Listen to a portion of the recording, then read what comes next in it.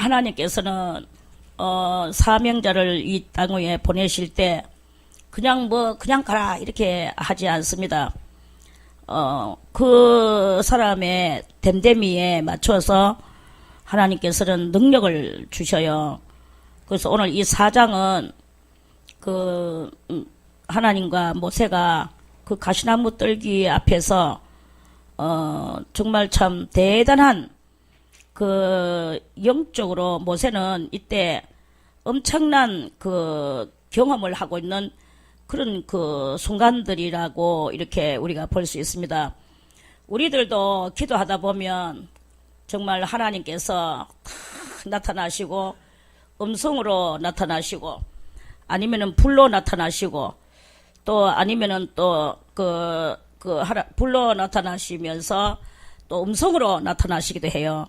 그리고 또 우리들의 이 마음을 감동시켜서 어떤 감동의 그것을 우리들이 갖게 합니다.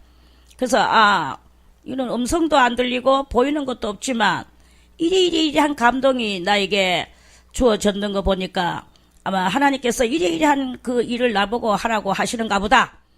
이러면서 우리가 스스로 자발적으로 알아지고 느껴지게 되는 이런 경험도 할 수가 있을 것입니다.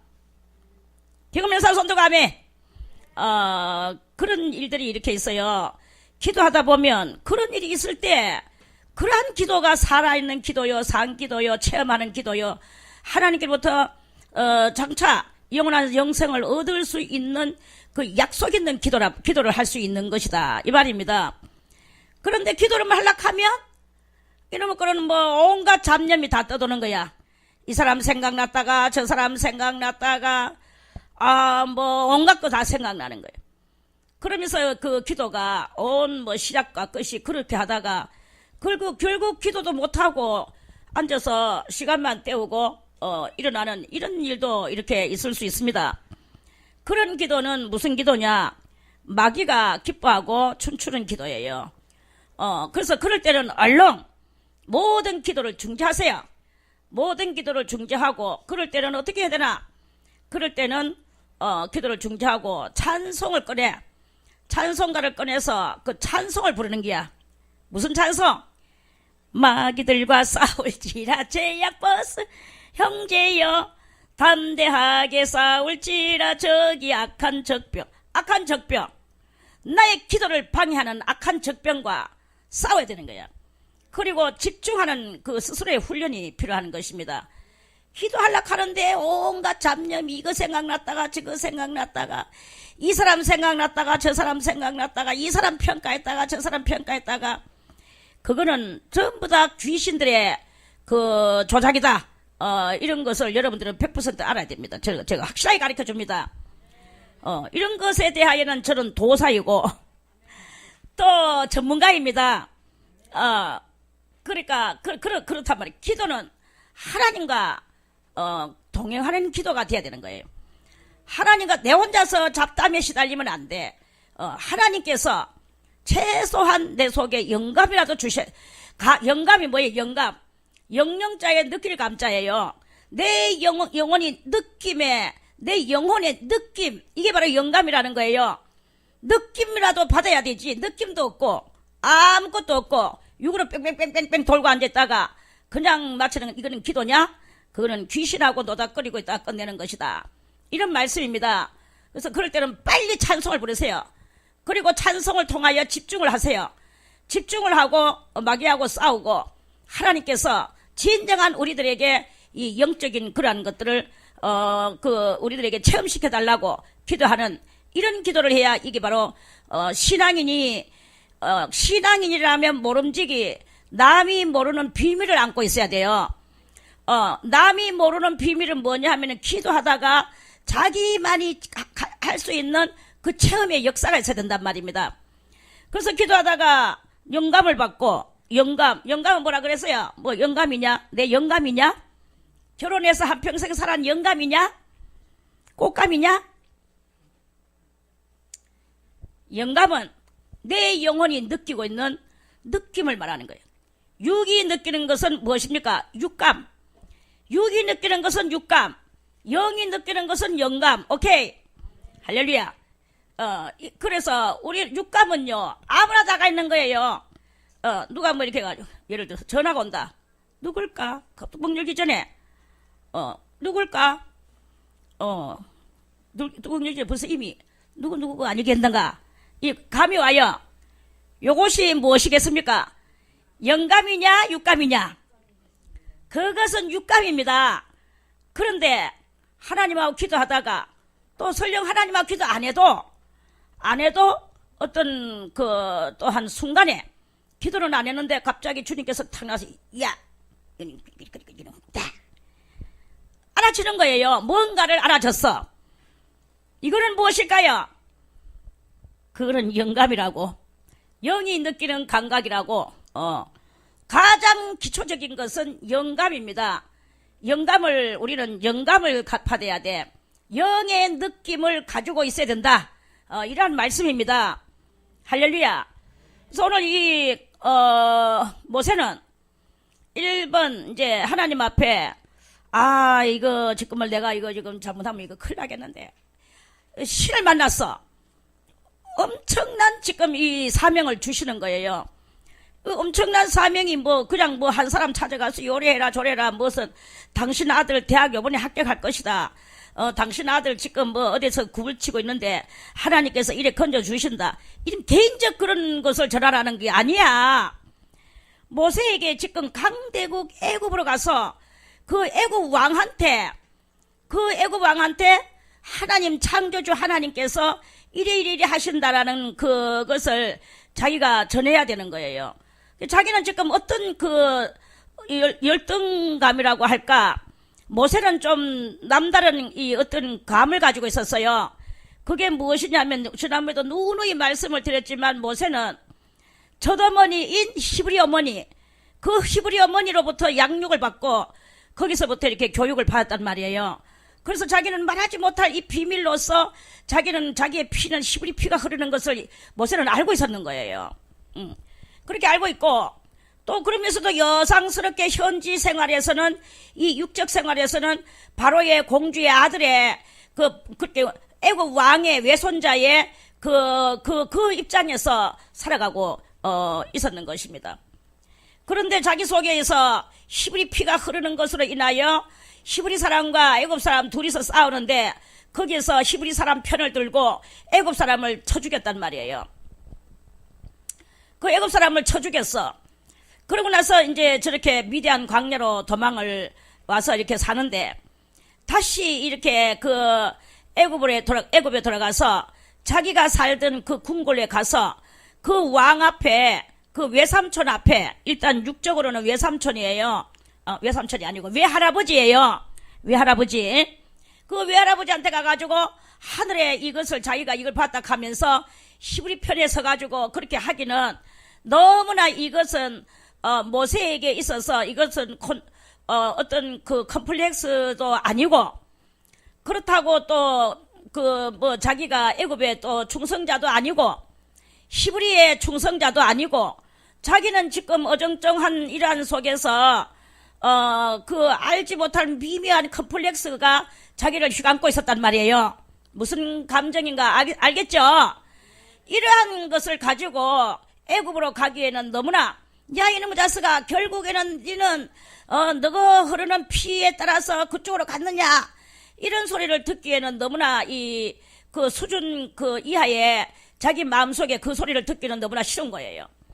그래서 이제 이런 거기 이렇게 있는 거야.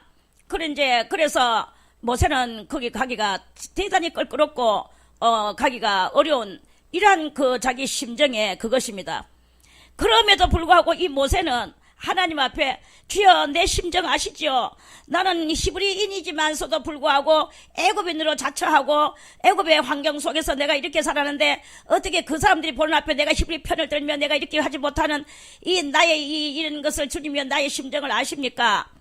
이 모세는 이런 기도를 하지 않았어요. 그런 말을 하지 않았어. 모세는 계속 가해에서 그 수박 껍데기적 그런 말을 하나님 앞에 했는 거예요. 그래서 오늘 4장 1절에 이렇게 모세가 말씀을 하나님 앞에 드립니다. 모세가 대답하여 가로되 그러나 그들이 나를 믿지 아니하며 내 말을 듣지 아니하고 이르기를 여호와께서 네게 나타나지 아니하셨다 하리다. 아주 중요한 말이에요. 자기가 자기에게 어떻게 야 모세야, 너는 애굽 사람이잖아. 애굽 사람인 니한테 왜 히브리 하나님이 나타나느냐? 너는 지금 거짓말하고 있는 거야. 니는 지금 은근히 니가 말하지 않는 출생의 비밀을 안고 네 출생의 근본에 네가 편을 들고 있는 것이 아니냐. 요러하면서 자기는 입장이 아주 난감한 그런 입장 될까봐 이렇게 모세는 아주 하나님 앞에 이렇게 말씀을 했어요. 그리고 이제 하나님께서는 뭐라고 말씀하셨나? 여호와께서 그에게 이르시되 네 손에 있는 것이 무엇이냐? 하나님이 너한테 나타나지 않았다 가거들랑. 누구든지 하나님을 만나면 여러분들이요, 이거를 꼭 기억하기를 바라겠습니다. 기도하다가 하나님을 만난 사람, 그 사람은 그 하나님을 만나기 이전과 이후가 천양지차로 다르게 돼가 있어요. 왜 아직도 옛 모습을 그대로 가지고 옛 행실을 그대로 하고 있습니까? 그것은 아직도 하나님을 믿노라 하면서도 하나님을 만나지 못했기 때문에, 그래서 옛 행실을 그대로 하고 아직까지 벗겨지지 않는 옛 그 사람을 가지고 그렇게 살고 있는 거예요. 그리고 어떻게 어쩔 수가 없어요. 안 변 알을 노락할 수도 없는 문제고. 그래 이제 이렇게 그렇습니다. 그런데 작게나 크거나 간에 기도하다가 하나님을 만난 사람은, 그 사람은 금방 확 180도로 달라지는 것이 돼야 되지만, 아집이 센 사람이어서 180도로는 달라지지 않지만 차츰 이 사람은 달라지지 않을 수가 없는 그러한 그 상황을 하나님께서는 만들어 주시는 것이다 하는 말씀입니다. 그래서 하나님을 만나는 것이 얼마나 복되고 하나님을 만나지 않는 것이 얼마나 화되는 것인가를, 그거를 여실히 보여주는 우리의 영혼의 영혼의 세계의 그 이야기다, 이런 말씀입니다. 그래서 여러분이요, 어쨌든 간에 하나님을 만나기 위하여 힘쓰세요. 하나님을 만나기 위하여 힘쓰지 않는 믿음은 믿음이 아닙니다. 기도를 하려면 기도의 효과는 무엇입니까? 사랑하는 주님을 만나는 것이, 그것이 가장 중요한 것입니다. 뭐가 중요합니까? 가장 중요한 것이 무엇입니까? 하나님을, 신앙인이라면 마땅히 하나님을 만나야 돼. 뭐 이 말도 좋고 저 말도 좋아. 이 말도 좋지 않고 저 말도 다 안 좋아요. 그런데 하나님을 만나는 그것만이 가장 최상이다. 최상 플러스 최상. 최상 플러스. 그것이라는 것입니다. 그래서 여러분들은 오늘 이제부터 정말 진중하게 주님을 만나기 위하여 기도의 훈련으로 들어가기를 바라겠습니다. 모세가 아무리 위대하고 하늘에서 법을 가져와 가지고 이스라엘 나라를 저렇게 그 법치국가의 나라로, 그리고 하나님의 은혜의 나라로, 제속해주는 그 제사장이 있는 나라로 그렇게 세웠다 할지라도 내가 하나님 만나지 못하면 무슨 소용이 있습니까? 폐 일어나고, 우리는 하나님을 만나는 것이 가장 그것입니다. 우리는 알게 모르게 교만한 것이 많고 이중적인 그 거짓성들이 많이 있어요. 내가 이것을 경험했는데 누구하고 자랑하고 싶어서 내가 자랑하기 위하여 나는 하나님을 만나서 이렇게 하고 저쪽에, 이런 모든 것들은 다 이제는 여러분들은 씻어내세요. 그런 모든 것들이 다 누가 그렇게 조정을 하는지 하면 마귀가 조정하는 거예요. 우리는 뭐 어떻게 돼야 되느냐? 우리는 일단 생명이신 하나님을 만나는 게 나의 이 본 궁극적인 것이고, 그 만나는 그것을 내가 자랑하기 위하여 만나는 것이 아닙니다. 하나님을 만나는 것은 내가 살기 위하여 만나는 거예요. 영생을 얻기 위하여 만나는 것입니다. 사람이 이렇게 그 하나님을 믿는다 하고 막 젊어가지고 막 펑펑 죽어지면은 그게 뭐 어떻게 그것이 무엇입니까? 물론 젊어서 죽는 그것이 나쁘다는 말은 아니고 그렇지 않을 수 없다라는 말도 아닙니다. 죽을 수도 있단 말이죠. 그러나 하나님을 믿는 사람은 좀 그래도 생명이 길어야 되고, 그리고 그 많은 은혜를 표하면서 그 자식들이 보는 앞에서 그 받은 바 은혜를 증거품으로 내놓을 줄 아는 이러한 그 신앙이 가장 살아있는 신앙이고 뽐보기가 되는 신앙이지 않겠는가 하는 그런 말씀입니다. 할렐루야. 그래서 이 영생의 삶을 얻기 위하여 우리는 무엇을 하느냐? 하나님을 만나기 위하여 누가 뭐라 해도 나 홀로의 기도가 있어야 되는 것입니다. 그래서 나 홀로의 기도 속에서 나타나시는 주님을 바라봐야 되는 거예요.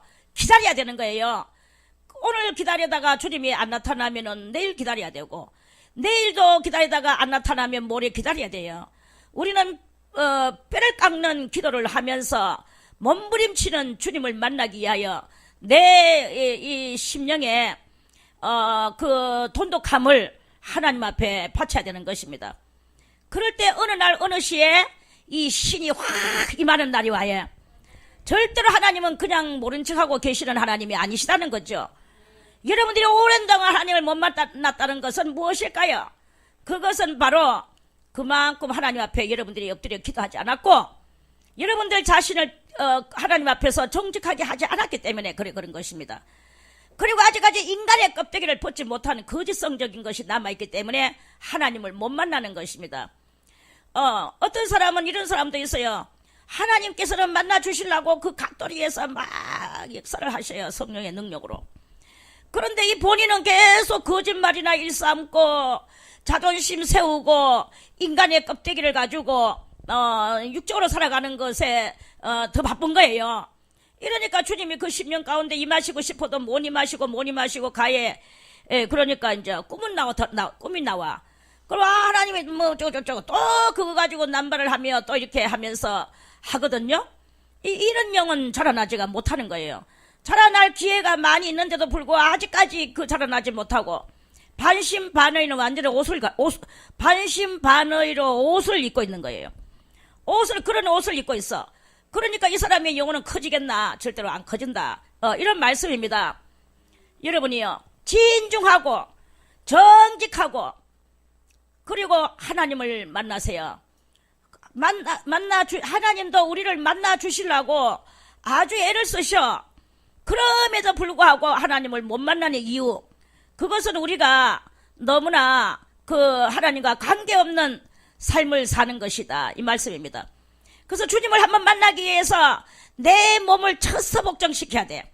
내 영혼을 처서복정시켜야 돼.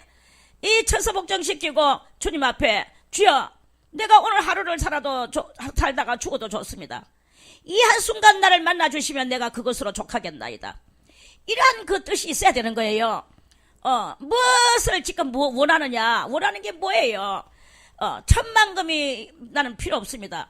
사랑하는 주님을 한번 만나는 것이 나의 이 최상의 지금 나의 기도의 1번입니다.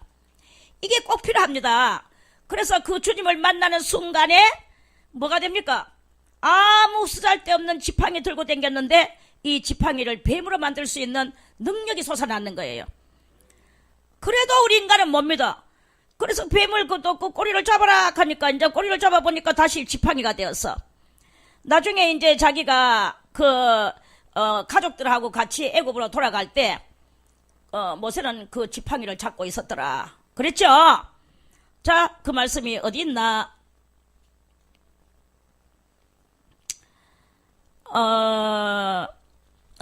두 장을 넘겼네. 자,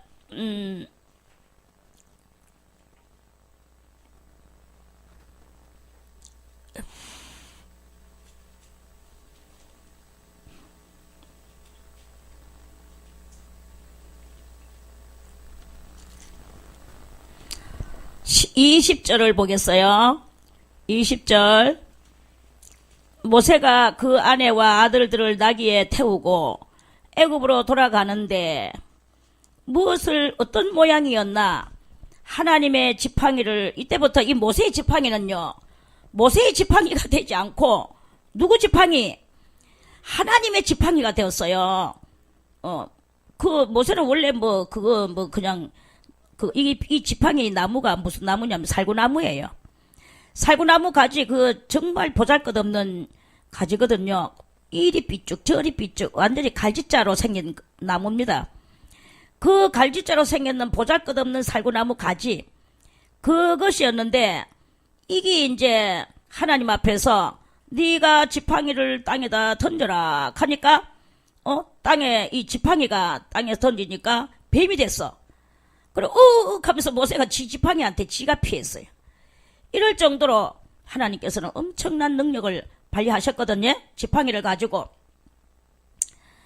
그래 이제 여호와께서 또 모세에게 이르시되 네 손을 내밀어 그 꼬리를 잡으라 했어. 그러니까 그가 손을 내밀어 잡으니까 그 손에서 지팡이가 또 다시 또 지팡이가 됐어요. 그 이후 이 지팡이는 하나님의 지팡이로 됐다고 그렇게 말씀하십니다. 다 같이 모세가 그 아내와 아들들을 나귀에 태우고 애굽으로 돌아가는데 하나님의 지팡이를 별것도 아닌 지팡이가 하나님을 만난 이후 능력의 지팡이가 되어서 모세의 손에 잡혀 있더라. 이 말씀이에요. 할렐루야. 하나님을 만난 이후는요 능력이 생겨야 돼요. 그리고 그래도 모세는 또 그걸 안 믿었어. 왜? 그거 가지고는 도대체 자기가 애굽으로 돌아가기에는 용기가 안 났는 거예요. 그래서 하나님께서 나중에 또 네 손을 가슴에다가 넣어라, 품에다가 넣어라. 그래가지고 넣었다가 내보니까 아이고 손이 막 완전 문둥병이 걸려가지고 비록 자기 손이지만 엄청 났었어요. 이거 한번 생각해 보세요. 내가 손을 이 속에 넣었다가 끄잡아 냈는데 어이구 이거 뭐 문둥병이 꽉 걸렸어. 그리고 또 가라사대 네 손을 다시 품에 넣어라 하심에 그 문둥병 들렸던 손을 품에다가 다시 넣었다가 내어보니 손이 막 샥둑 났고 여상해졌어요. 마치 뭐 하는 것 같습니까? 마술 하는 것 같지요. 마술. 이 모든 것들은 다 무엇을 말하는 것일까요? 지팡이는 능력의 지팡이고 이 능력의 지팡이가 땅에다가 던지니까 무엇이 됐나? 능력의 지팡이가 땅에다가 던지니까 뱀이 됐어요. 할렐루야. 이것도 뭐 할렐루야인지는 모르겠지만 아무튼 땅에다가 던지니까 곧 뱀이 되었어. 이것은 무엇을 상징하는 것입니까? 땅은 누가 통치하고 있죠? 땅은 지금 마귀가 통치하고 있습니다.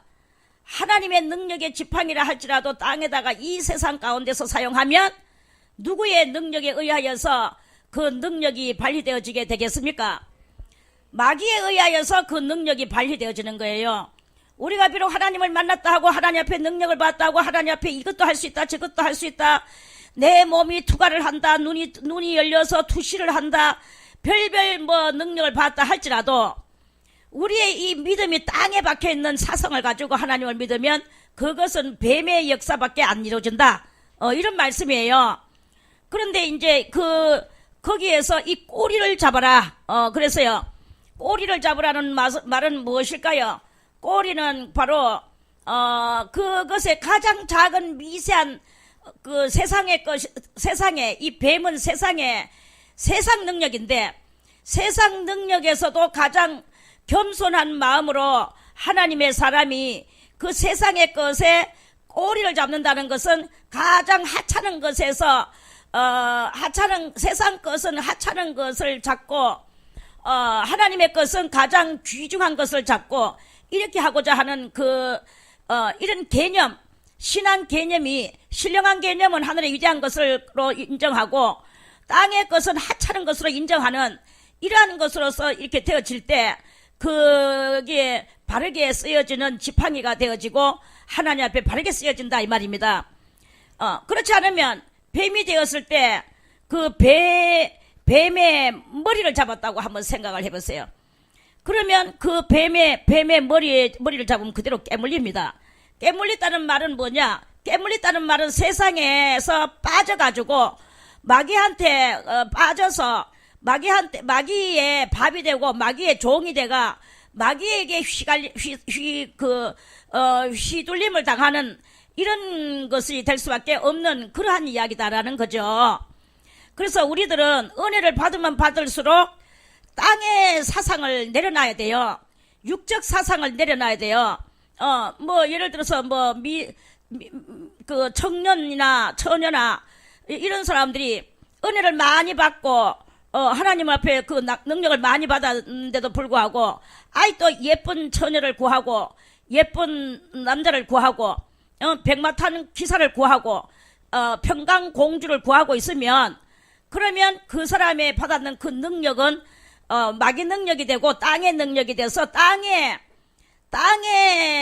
필요한 그런 것을 이렇게 해나가면서 하나님 앞에는 점점 버림받는, 그리고 은혜를 받기 이전보다 더 사악한 이러한 것으로 떨어지는 요런 그 능력자가 되는 것이다, 이런 말씀이에요. 그래서 여러분들이 그만큼 능력을 받지는 아직 안 했지만, 그러나 이런 모든 것들을 이론으로라도 알고 진리로라도 알아서 이제 여러분들이 집중해서 하나님을 기도하고 하나님을 만나는 그날이 오기를 바라겠습니다. 그래서 그 날이 왔을 때 여러분들이 이제 그때부터는 땅의 모든 사상을 버리고 하나님만을 무형적 그 믿음을 가지고 무형적 세계를 바라보며 무형 믿음을 하나님 앞에 바쳐 올리는 이러한 그 고급적이고 가치 있는 사상적 믿음을 가지는 그런 여러분들이 되어야 될 때 더 신령한 은혜가 더 많이 날이 갈수록 더 많이 일어나게 될 것이다 하는 그런 말씀입니다. 그래서 주의 일을 하기를 원하고 또 하나님의 그 많은 일을 하기를 원하는 사람일수록 진중하게 주님을 만날 때까지 엎드려야 되는 거예요. 엎드림이 없는 그런 사명자는 하나님 앞에는 그런 것은 필요 없습니다. 하나님은 자기한테 먼저 엎드리라는 거예요. 그리고 자기를 먼저 만나자는 거예요. 그리고 하나님께로부터 무언가를 계시의 정신을 받든 능력을 받든 또는 여러 가지 또 그 은사를 받든, 그것은 다 하나님을 만나고 난 이후에 생겨지는 그런 은총입니다. 그리고 만났다 하는 것은 일단은 내 제사함에 그것이 이루어졌다라는 것을 믿어도 돼요. 왜냐? 하나님은 죄 가운데 임하시지 않거든요. 그래서 죄가 없는 내가 될 때 주님은 만나 주시는 거예요. 조그만 죄라도 가지고 있으면 주님은 절대로 만나 주시지 않습니다.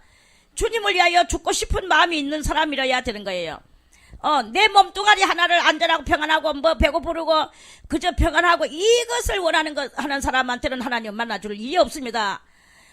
정말로 여러분들은 하나님을 만나려고 하면 내 이 한 몸 기꺼이 주님 앞에 기도로 내놓고 봉사로 내놓고 순교로 내놓고 주님의 사랑으로 내놓는 요런 일을 할 때 하나님께서는 여러분들을 기꺼이 만나 주시고, 만나 주시기만 할 뿐만 아니라 능력과 권능을 주시고, 정말로 사람이 사람답게 사람이 신답게 그 제2의 예수가 되어서 살 수 있도록, 그리고 영생을 주시는 놀라운 그 다음에 많은 역사들이 이렇게 있을 것입니다. 그러한 그 말씀입니다. 자, 그래서 하나님은 또 그래서 그거를 이제 하나님 앞에 은혜를 받았으면 땅의 것은 그렇게 많이 무엇을 먹을까 무엇을 입을까를 염려하지 말고 또 내 한 몸뚱아리 이 썩어질 몸뚱아리를 위하는 그런 마음을 버리라. 주님께서는 이런 말씀입니다. 그리고 이제 다시 또 6절에 여호와께서 또 가라사대 네 손을 품에 넣으라 하시매, 손을 품에 넣었다가 내어보니 그 손에 문둥병이 발하여 눈같이 흰지라. 이것은 무엇을 또 의미하는 말씀일까요? 하나님의 그 사명자들은 손이 깨끗해야 돼요. 손이라는 말은 이런 육적인 손도 되지만 마음의 손을 이야기하는 것입니다. 네 손을 품에 넣어라 하심에 손을 품에 넣었다가 내어보니 그 손에 문둥병이 발하여 눈같이 흰지라. 왜 하필이 많은 병들 중에서 문둥병이 발하게 하셨을까요? 문둥병은 일단 우리가 상식적으로 이 문둥병은 감각을 잃어버리는 병이에요. 근지럽지도 안 하고 아프지도 안 하고 아무 이상이 없어. 그런데도 불구하고 썩어서 녹아내리는 게 이게 문둥병이에요. 감각이 없는 병이야. 그렇다면 우리 인생들은 믿음으로 살든지 뭐 그냥 살든지 간에 감각 없는, 아무 감각을 느끼지 않는 삶을 사는 때가 많이 있다라는 것을 깨닫게 해주시는 말씀입니다. 네가 지금 가슴에다가 손을 얹어라, 열어, 품에 넣어라. 그것은 곧 네 감각 없는 이 신앙에 그것을 깨닫게 해주신다 하는 그런 말씀입니다. 그래서 다시 또 네 손을 그가 다시 손을 넣었다가, 그래서 네 손을 다시 품에 넣어라 하셨어요. 그리고 그가 다시 손을 품에 넣었다가 내어보니 손이 여상하게, 문둥병이 네 언제 간 거지? 그러면 이제 감각이 살아났다는 뜻이겠죠. 아무튼 우리 인생들은 감각 없는 삶을 많이 살아. 왜 감각이 없나? 뭐가 죄인지, 뭐가 하나님을 향하는 믿음인지 사상 개념이 없어서 그런 것입니다.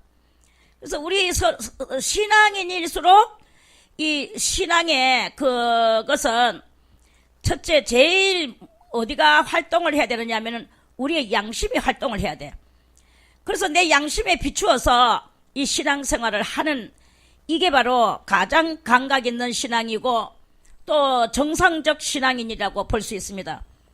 우리는 뻑하면요 감각 없는 삶을 많이 삽니다. 이렇게 해놓고 저렇게 해놓고 뭐 해야 되지 않겠나 라고 처음에는 그랬지만 뭐 한 번 두 번 또 하고 하다 보니까 나중에는 뭐 그래도 뭐 그래 뭐 넘어가면 됐지 뭐, 이렇게 구렁이 담 넘어가듯이 모든 잘못을 그냥 둥글렁둥글렁 넘어가게 만들고 말아버리고 그저 세월만 보내는 이런 그것을 이렇게 한단 말이에요. 이러한 것은 무슨 삶입니까? 그것은 바로 우리가 문둥병적, 영적인 문둥병적 삶이다. 이런 말씀이에요. 우리는 알게 모르게 이 영적 문둥병에 많이 걸려가 있습니다. 그래가지고 누가 그것을 또 깨닫게 해줘, 감지를 해줘, 또 뭔가를 또 힌트를 주면서 돌아서라고 가르쳐줘. 그러면 또 거기서 성질을 빡빡빡 내면서 막 이제 또 대항을 해요, 악으로. 이게 이제 더욱더 감각 없는 문둥병 중환자의 모습을 지 스스로 드러내고 있는 그런 것이다, 이런 말씀입니다.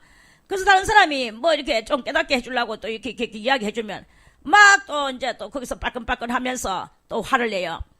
이런 일들이 이렇게 있다. 그러한 것을 이제 모세는 하나님 앞에서 능력을 받았는데 지팡이가 뱀이 되는 능력을 받았어요. 그 지팡이가 뱀이 된 지팡이를 통하여 모세는 우리 지금 후세인에 있는 우리들에게 그 하나님의 능력을 깨닫게 해주게 하고 땅에다가 던져진 이 지팡이가 뱀이 됐다는 것은 우리의 모든 사고나 또는 우리의 모든 소망이나 힌트나 이런 모든 것들이 땅에다가 던져지고 땅에서의 역할을 하면 다 뱀의 사상, 마귀의 사상이 된다는 것을 깨닫게 해주시는 그러한 말씀 아니겠습니까? 그런 것이고요. 손이라는 것은 이 가슴에다가 넣었을 때 우리의 가슴 속에, 여기 이 가슴에는 뭐가 있습니까? 제일 먼저 심장과 양심과 또 뭐 폐와 이런 것들이, 그 중요한 부분들이 이 가슴에 있습니다. 그래서 이 심장과 양심에 손을 얹어서 네 가슴에 손을 얹고 생각을 해봐라, 이런 말들도 있습니다. 그런 것과 같이 우리의 이 가슴에다가 손을 얹고 생각을 할 수 있는 그것이 돼야 돼. 근데 손을 얹고 생각을 하니까 감각이 없어요. 뭐냐? 그런 심각한 영적 문둥병에 걸렸다. 이러한 뜻이에요. 그래서 하나님 앞에 열심히 기도하고 이렇게 하다 보니까 깨닫게 되고 알게 되고, 그러한 것을 주님께서는 알려주시는, 모세가 이제 그러한 것으로 인하여 능력의 맥을 애굽에다가도 이제 내려야 되고, 이 맥줄기를 그리고 이스라엘 자기 히브리 본토에도 내려야 되고, 요렇게 되는 것은 자타에게 다 필요한 그러한 역사다 하는 것을 말씀하시는 것입니다. 그래서 이제 이렇게 모세는 능력을 받았어요. 그러면서 또 주여 하면서 그래도 또 갈락하니까 막 이제 그랬어요. 또 이제 세 가지 능력을 주셨죠. 하나는 또 무엇입니까? 8절에 보니까 여호와께서 가라사대 그들이 너를 믿지 아니하며 그 처음 이적의 표징을 믿지 아니하여도 둘째 이적의 표징은 믿으리라. 그들이 이 두 이적을 믿지 아니하며 네 말을 듣지 아니하거든. 세 번째 이적, 너는 하수를 조금 취하여다가 저 냇물을 조금 가져다가 이 말입니다. 취하여다가 육지에 부으라. 네가 취한 하수가 육지에서 피가 되리라. 그래가지고 나중에 이제 또 이렇게 나는데요. 하수는 무엇이며 육지는 무엇일까요? 그 하수는 바로 하나님의 은혜를 상징하는 것입니다. 이 냇물을 하나님의 은혜를 말씀하시는 것이고, 또 하나님의 말씀을 상징하기도 합니다. 그런데 이 말씀들은 무엇에 의거한 말씀일까요? 그것은 다 장차 오실 예수 그리스도의 십자가의 피에 그 피를 예시하는 그러한 그 말씀이에요. 그래서 이러한 말씀을 갖다가 전파할 때 그 말씀은 곧 생명의 냇물이 되고 그러한 것이란 말이죠. 그래서 모세가 이제 생명의 역사를 애굽에다가 펼치려고 모세를 통하여 하나님께서 역사하시는 거예요. 애굽은 뭘 상징한다 그랬습니까? 애굽은 세상을 상징하잖아요. 이 하수물은 은혜의 물을 상징합니다. 하나님의 은혜에 더군다나 그 깊이 장차 도래되어질 예수 그리스도의 십자가에 흘림 피의 은혜의 말씀, 이거를 상징하는 것이라고요. 이거를 세상에다가 이제 장차 알릴 때 그 냇물을 취하다가 그 땅에다가 부으라고 했어. 육지에다가. 육지는 무엇이냐? 구원받지 못하고 아직까지 그 하나님 앞에 알림을 받지 못한 이 심령들을 이야기하는 것입니다. 그러니까 불신의 심령을 이야기하는 거예요. 불신의 심령 속에다가 하나님의 은혜의 말씀을 갖다가 전파하니까 거기에서 역사가 나타나는데 그리스도의 피의 역사가 나더라. 이러한 것들을 그러한 설교의 말씀이 암시가 되어서 이 말씀 속에 숨어 있는 그러한 뜻이다 하는 말씀입니다. 할렐루야. 그래서 이제 모세는 하나님 앞에 세 가지 능력을 받고 이 세 가지, 말은 세 가지라 할지라도 한 가지 때마다 하나님은 한 가지 가지고 10가지, 1000가지를 만들어낼 수 있는 거예요. 종자가 다르죠. 하나는 지팡이로 뱀을 만드는 것이고, 땅에다가 뱀을 던지는 것이고, 또 하나는 땅에다가 하수를 부어서 피를 만드는 것이고, 하나는 가슴에다가 손을 얹는 거야. 가슴은 무엇입니까? 그것도 마음 땅이에요. 마음 땅은 마태복음 그 13장에 나오는 그 4가지 마음 땅을, 그것을 그 비유로 하시는 그러한 다 연결된, 성경은 이 모든 것들이 다 연결돼 가지고 짝을 이루고 그 본문을 이루고 있는 그런 그것입니다. 자, 그래서 이 모세는 이렇게 능력을 받았어요. 그럼에도 불구하고 모세는 또 가기가 또 뭐해서 주여 나는 입이 뻣뻣하고 혀가 둔한 자니다 하면서 모세가 또 거역을 하는 모습이 10절에서부터 이제 또 시작이 됩니다. 오늘은 9절까지만 요래 말씀을 드리고요. 어쨌든 간에 이 말씀을 통하여 여러분들의 심령 땅에다가 말씀을 드리는 것은, 이 말씀이 여러분들의 심령 속에 들어가서 그리스도의 피와 같은 것이 존재가 되어 여러분들의 영혼에게 능히 능력이 되기를 바라겠습니다. 그리고 여러분들은 정말로 하나님을 만나기 위하여 그 하나님의 그 앞에 나아가는 고품격적인 행위를 해야 될지 않으면 안 된다. 이 말씀입니다. 그 고품격적인 것은 그 세상 일을 다 하고 찌끄레기를 하나님 앞에 바치고 항상 뭐든지 찌꺼기를 하나님 앞에 바치는 경향이 우리들한테 많거든요. 찌꺼기를 바치는 그 심령들은 절대 천년만년 가도 하나님 못 만납니다. 여러분들이 정말 하나님을 이토록이나 모세가 하나님을 만나듯이 여러분들도 이렇게 만날 수 있는 것은 여러분들의 이 모든 그 귀중한 것들을 하나님 앞에 내놓고 귀중한 마음의 문을 열고 그래 여러분들이 겸허히 마음 땅을 하나님 앞에 내놓을 때 하나님의 역사가 여러분들의 심령 속에 일어날 것이다 하는 말씀입니다. 다 자기 좋은 거 다 하고 큰 거 저거 다 하고 찌끄레기 갖다 바치고 찌끄레기 시간 바치고 졸며 자며 바치고 여기서는 하나님의 역사가 절대로 안 일어납니다. 하나님은 무정하신 하나님이 아니시야. 하나님은 얼마나 자비로우시고 우리가 조금만 하나님의 마음에 맞게 하면 하나님은 그 즉시 내려오실 것입니다. 워낙이나 하나님 마음에 안 드는 그 찌꺼기만을 갖다 바치고 인두꺼비를 쓰고 갖다 바치고 양심이 하얀 맞아 갖다 바치고 하니까 주님이 그런 것을 가지고는 안 하시는 거예요. 여러분이요 진심어리고 아주 정직하고도 순박한 그 지고지순한 그 심령을 가지고 여러분들의 하나님 앞에 기도하는 여러분들이 되어서 이 모세와 같은 그런 능력을 여러분들 못 받을 거 없어요. 우리들도 다 받을 수 있습니다. 왜 모세만 주고 우리는 안 주고 이런 게 아닙니다. 하나님은 아무에게나 그 정말로 이 순박하게 오는 그리고 겸손한 자에게 주님은 이렇게 역사하시는 그런 일이 분명히 있습니다. 못 만나는 것은 하나님을 못 만나는 것은 못 만나는 것만큼 거기에 하나님께서 원하지 않는 것이 들어있기 때문에 그런 거예요.